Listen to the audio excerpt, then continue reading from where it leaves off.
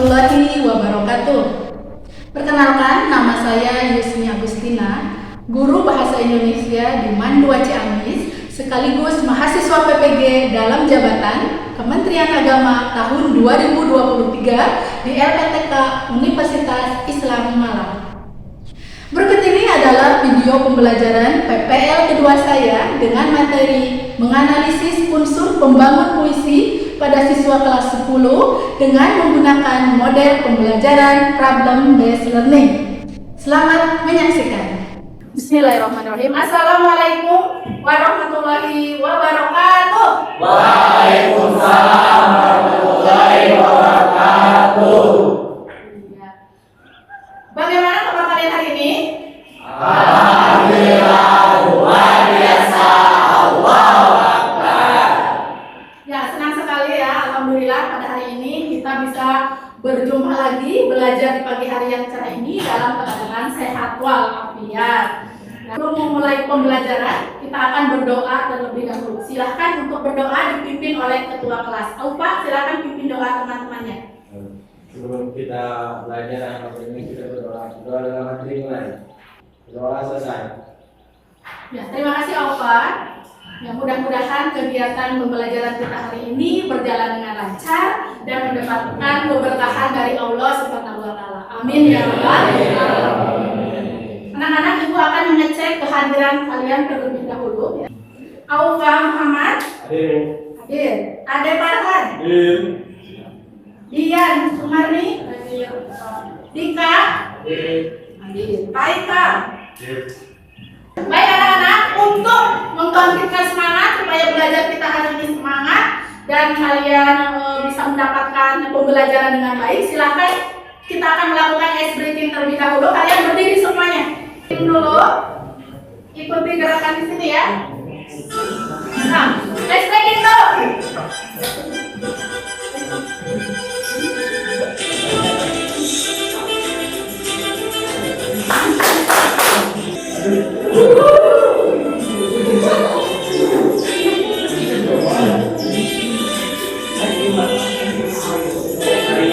Masih ingat kalian pembelajaran pada minggu yang lalu?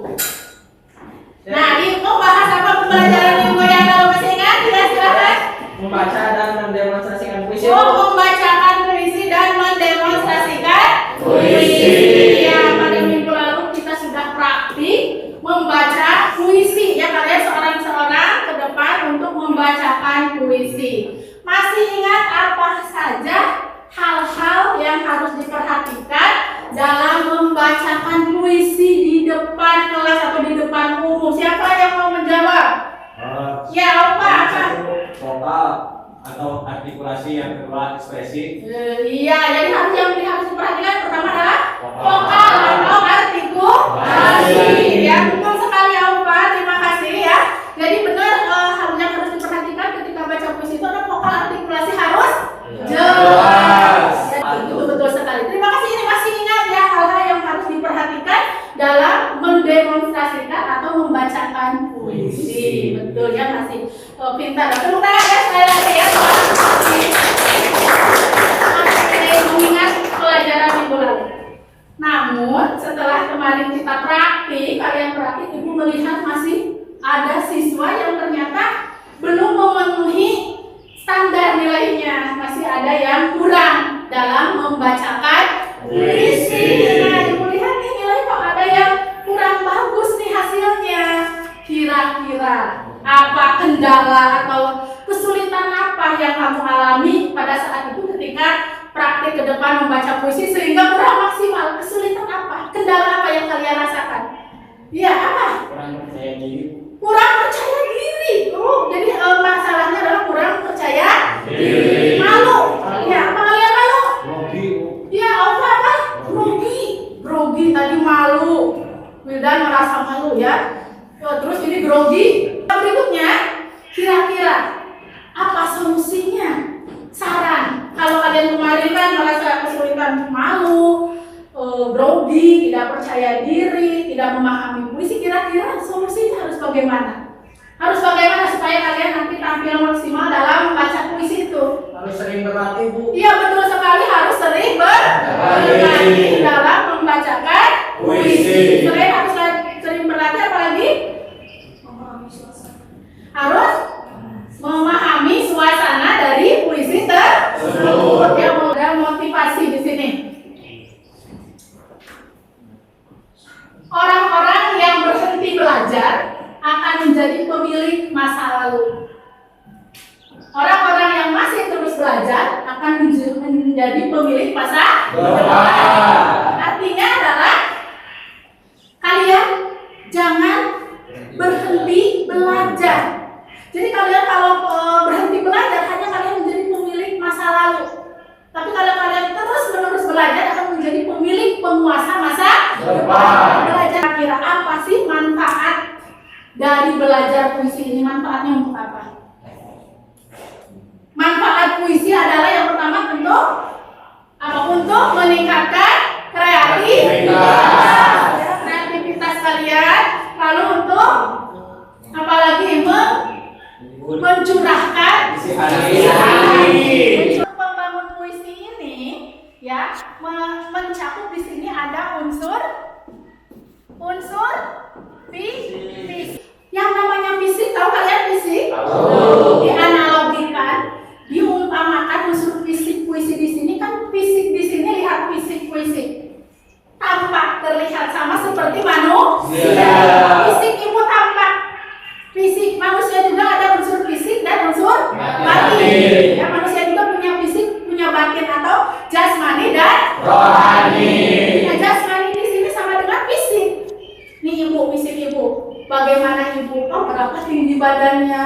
Bagaimana tangannya, kulitnya, hidungnya itu terlihat secara kasat mata. Nampak secara kasat mata itu bentuk fisik. Kalau batin terlihat tidak batin manusia? Tidak terlihat. Contohnya ada hati, perasaan, itu tidak terlihat. Sama juga dengan puisi. Coba lihat kalian. Puisi di sini unsur fisiknya terlihat. Oh, ini puisinya bentuknya garis meminta-minta, bentuknya terdiri dari beberapa bait. Ada pilihan katanya. Yang terlihat di sini apa? Ada rimanya. Nah, di sini tujuan pembelajarannya. Yang pertama adalah mengidentifikasi unsur pembangun puisi. Yang kedua adalah menganalisis unsur pembangun puisi. Silahkan sekarang ibu akan membentuk kelompok kalian menjadi 4 kelompok. Ibu akan membentuk secara heterogen. Jadi tekniknya, silahkan kalian akan mengambil undian di sini. Ibu sudah mengisi di sini ada 4 nama penyair.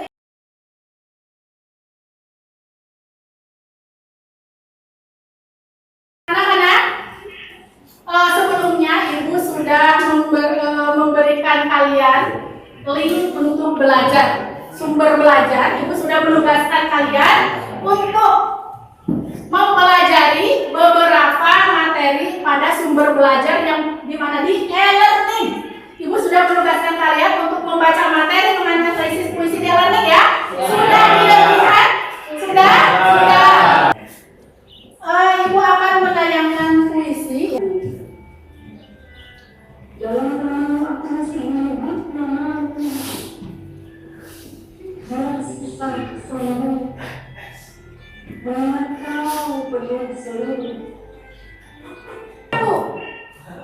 Aku mengembara di negeri asing.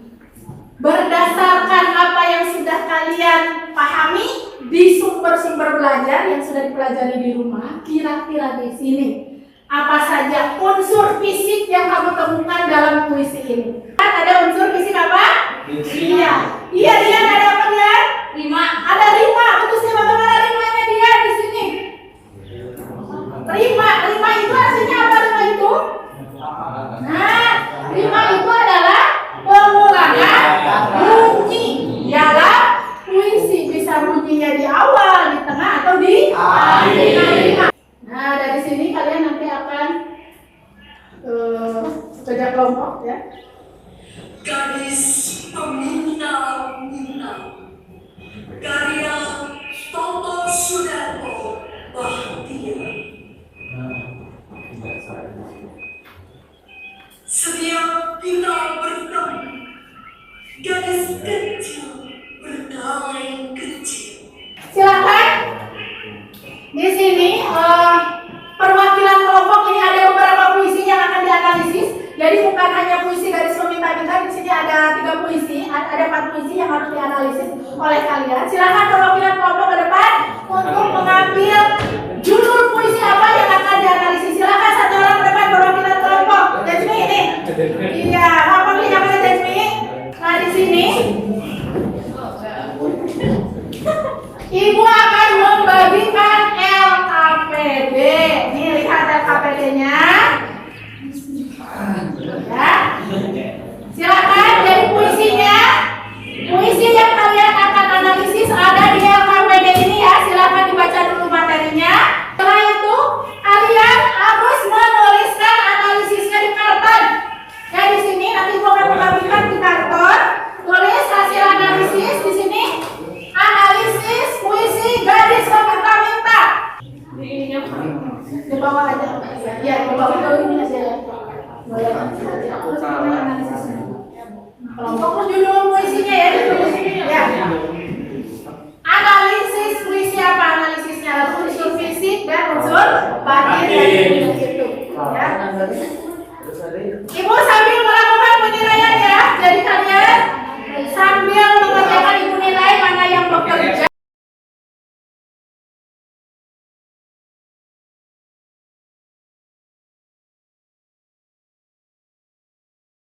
Wabarakatuh. Waalaikumsalam warahmatullahi wabarakatuh.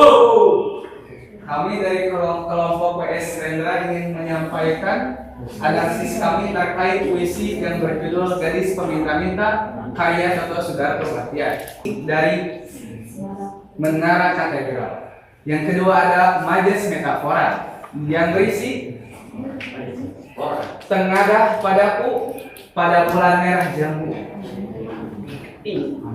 Ketiga ada Majas personifikasi yang berisi tapi kotaku jadi hilang tanpa jiwa.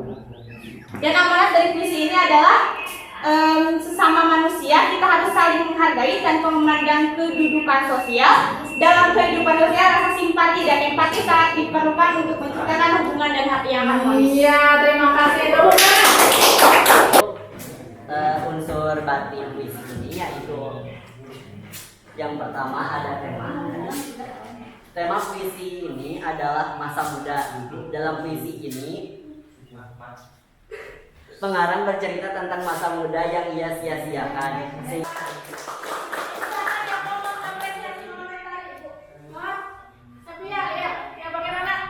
Silakan, nama saya Faika Jidan Novia. Saya Bulan Putri.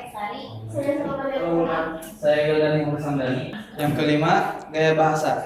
Dalam puisi tersebut terdapat beberapa gaya bahasa, yaitu aku ini binatang jalang, majas metafora. Aku tetap meradang, menerjang, majas hiperbola. Aku mau hidup 1000 tahun lagi, majas hiperbola. Penyampaian dan isinya udah bagus dan Iya, udah bagus ya, sudah jelas dari pembaca. Terima kasih, silakan kembali untuk kelompok. Dan kelompok terakhir silakan kelompok Khairil Anwar. Dari kelompok Khairil Anwar yang terdiri dari saya sendiri, Sepia Eka Juwita, dan saya Sylvia Oktiani. Saya Yuda Putra Pratama. Yaitu ada Rima berada di tengah, yaitu AAA dan berakhir UUU. Dan ada tipografi. Bentuk perwajahan diawali dengan huruf kapital pada setiap awal baris tulisan. Dan untuk yang terakhir yaitu ada amanat. Sesama manusia kita harus saling menghargai tanpa memandang kedudukan sosial. Mungkin cukup sekian presentasi analisis hasil karya kami. Mohon maaf atas segala kekurangannya. Wassalamualaikum. Penjelasan dari kelompok Khairil Anwar sudah jelas dan sudah detail, cuman menurut saya ada kekurangan sedikit. Jadi pada saat membacakan materi seringkali ya pembaca materi itu memerangi audiens. Kita sudah belajar tadi, semuanya sudah presentasi menjelaskan tentang analisis tulis masing-masing, jadi ada garis peminta-minta, ada puisi menyesal, puisi aku dan peminta-minta. Puisi drama kelompok Khairil.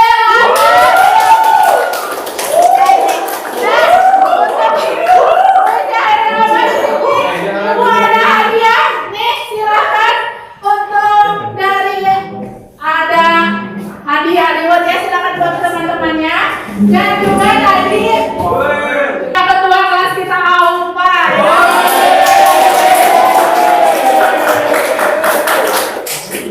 Nah, baik anak-anak juga kita akan menyimpulkan pembelajaran hari ini. Kira-kira apa kesimpulan pembelajaran hari ini? Yang bisa jawab? Siapa kesimpulan pembelajaran hari ini? Dari puisi ada tema, nada, perasaan, amanat.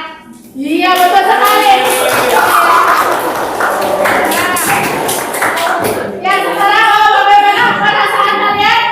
Senang tidak? Senang untuk pembelajaran hari ini. Nah, selanjutnya Ibu sudah membagikan link. Kalian silakan kerjakan tes formatif di Google Form. Akan membagikan ini ada refleksi ya, angket yang harus kalian isi nanti di akhir.